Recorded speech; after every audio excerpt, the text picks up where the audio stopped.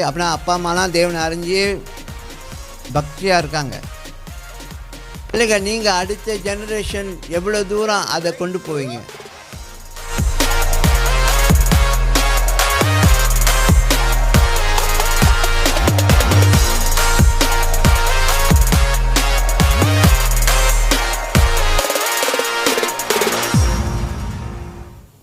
நீங்கள் தாங்க. ஹலோ, கேளுங்க பிள்ளைகளை எல்லாம் கேளுங்க.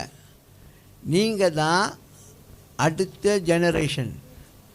இந்த ஜெனரேஷன் கேளுங்க, இந்த ஜெனரேஷன் தேவனை அறிஞ்சிருக்கு. அப்படின்னா அப்பா அம்மாலாம் தேவனை அறிஞ்சு பக்தியாக இருக்காங்க.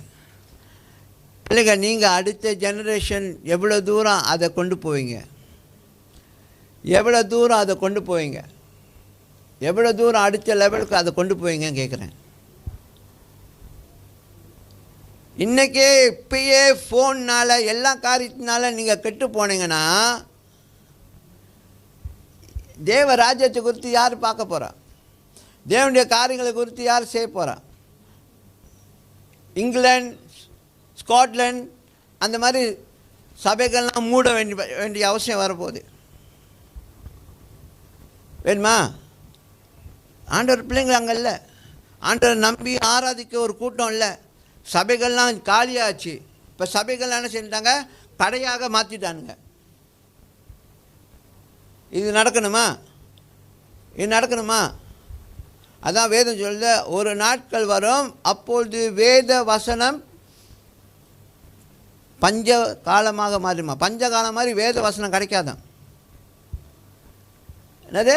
பஞ்ச காலமாக ஆயிரும். வேத வசனம் கிடைக்காது, சபைகள் இருக்காது.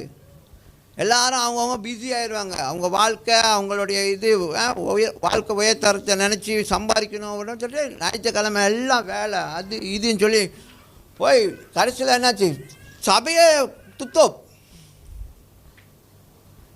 பாருங்க. அந்த மாதிரி வரணுமா?